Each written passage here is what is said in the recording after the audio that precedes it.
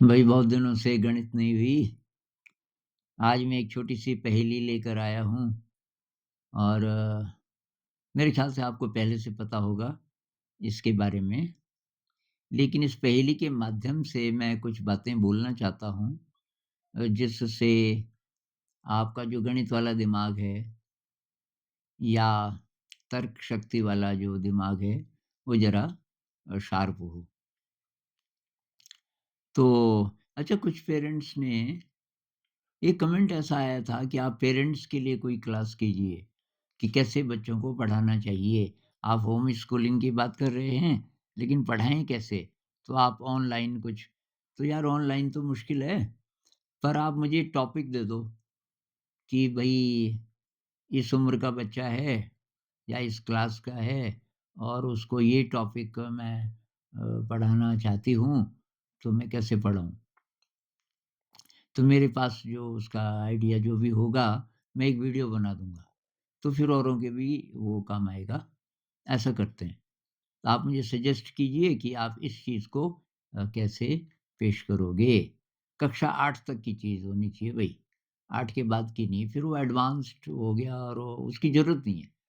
ज़रूरत है हमें कक्षा 8 तक हम प्रैक्टिकल तरीके से, व्यावहारिक ढंग से और ज़िंदगी से जोड़ते हुए उस चीज़ को पेश करें, तो आगे फिर बच्चा अपने आप ही सँभाल लेगा। तो आज ये पहेली करते हैं ज़रा।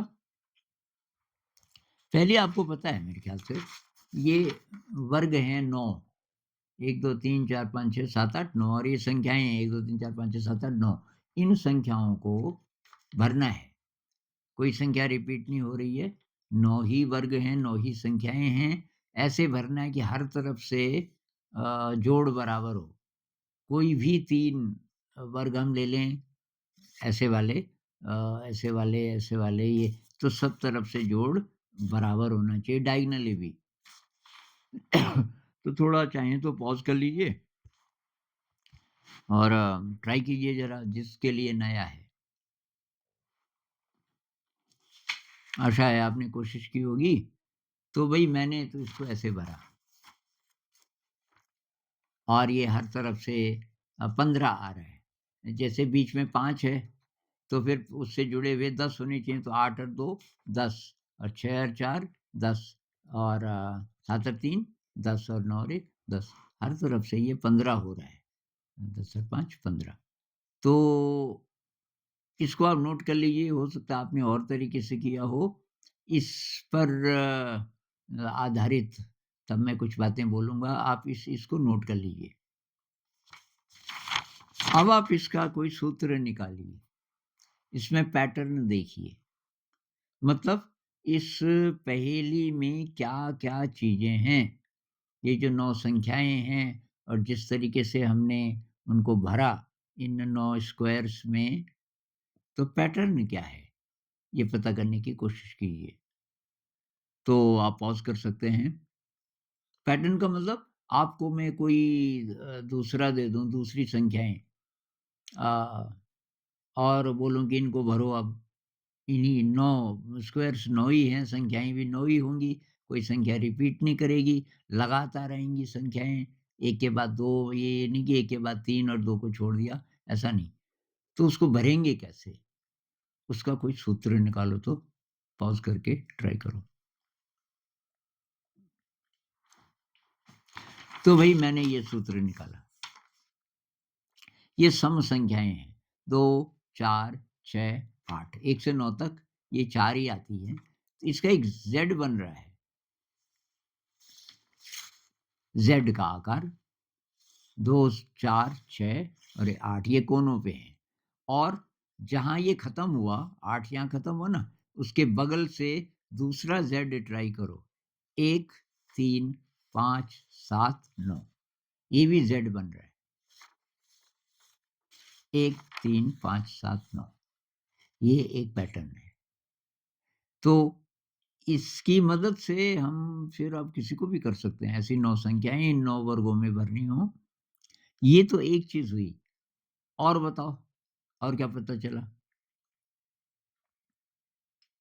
और हमें ये पता चला कि 1 से 9 के बीच जो संख्या आती है वही ये है।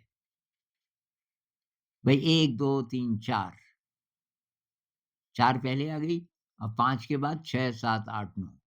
तो ये जो है एकदम सेंटर में पड़ता है। तो हमें कोई दे दे 9 संख्याएँ, उसके सेंटर में जो संख्या होगी, उसको हम यहाँ रख देंगे और जोड़ कर आना चाहिए इसका 3 गुना। 5 तिया 15, हर तरफ से 15 हो रहा है ना? ये 5, 6 4 10 और 5 15, 8 और 2 10 और 5 15, 7 और 3 10 और 5 15, 9 और 1 10 और 5 15, हर तरीके से 15। तो जो सेंटर में आप रखोगे, उसका 3 गुना होगा उसका योग। ये अगर आप पकड़ गए, तो आप कितनी जल्दी 18 का बना सकते हो और कौन-सी संख्याएँ होंगी? 18 है योग, यही 9 वर्ग हैं, संख्याएँ थोड़ा बदल जाएँगी शायद, अ, थोड़ा-सा चेंज आ सकता है, लेकिन सीक्वेंस में होंगी, जैसे 4 5 6 7 8 9 10 कोई छूटेगी नहीं बीच में, ऐसी 9 संख्याएँ भरनी हैं, योग 18 आना चाहिए हर तरफ से। करो तो ट्राई, थोड़ा पॉज़ करो।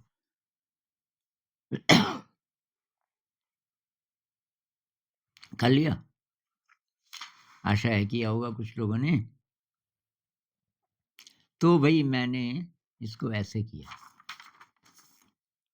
एक तरीका तो ये है, इसमें से हर एक में एक संख्या बढ़ा दो। ये 2 था, 2 की जगह यहाँ 3 कर दो। हर एक में एक संख्या बढ़ा दो, बीच में 5 था, 5 की जगह 6 कर दो। एक तरीका ये है। और इस बार अब क्या हुआ, विषम संख्याएँ आई किनारे पे।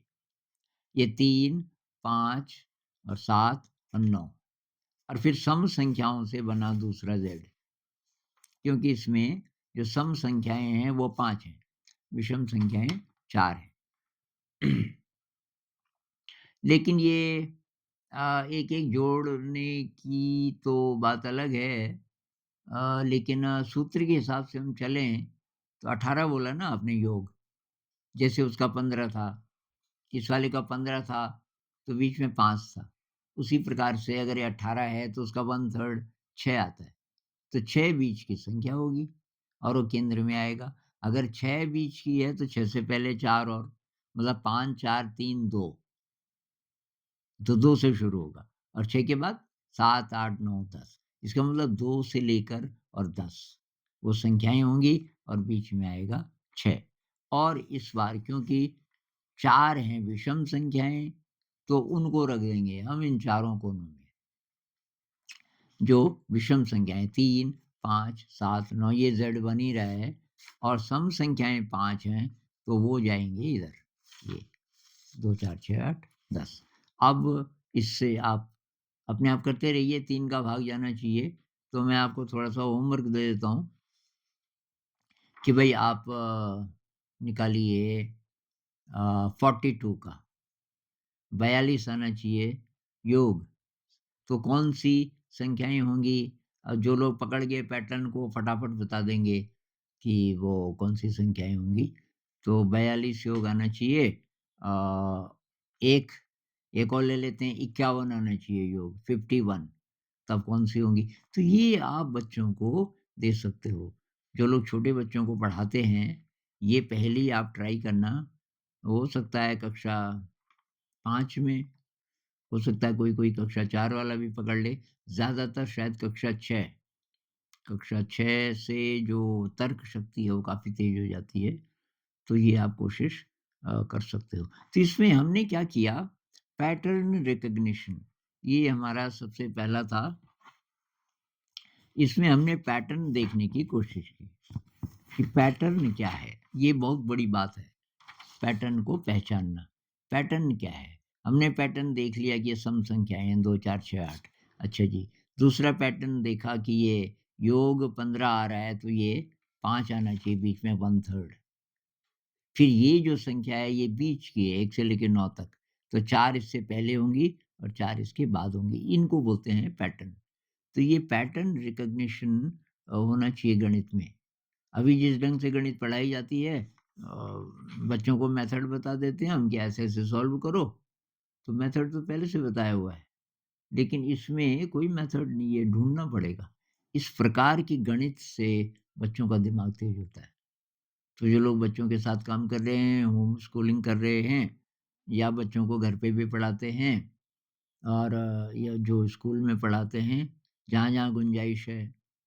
अब बहुत जगह तो ऐसी चीज़ें करने ही नहीं देते ना, जो स्कूल के जो कर्ता-धर्ता हैं, वो बोलते हैं, "नहीं भई, सिलेबस की बात करो, टू द पॉइंट, पेरेंट्स नाराज़ हो जाएँगे।" प्रॉब्लम ये है कि पैसा कमाने के लिए खुले हैं स्कूल, तो पेरेंट्स को खुश करना पड़ेगा, नहीं तो फीस कैसे लोगे? तो विद्या कहाँ है? तो ख़ैर इस बहस में नहीं जाएँगे, लेकिन जहाँ प्योर विद्या के लिए स्कूल हों, चलाने के लिए आ जाएँगे पैसे, उसकी भी कोशिश करेंगे। लेकिन जो मेन चीज़ है कि भई यहाँ बच्चे को हमें इवॉल्व करना है, उसकी तैयारी है।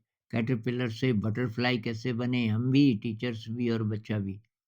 ये मेन चीज़ है, ये कोर प्रिंसिपल होना चाहिए और तब चलेगा कैसे वगैरह, वगैरह। तो ख़ैर इतनी बात करते हैं, नमस्कार।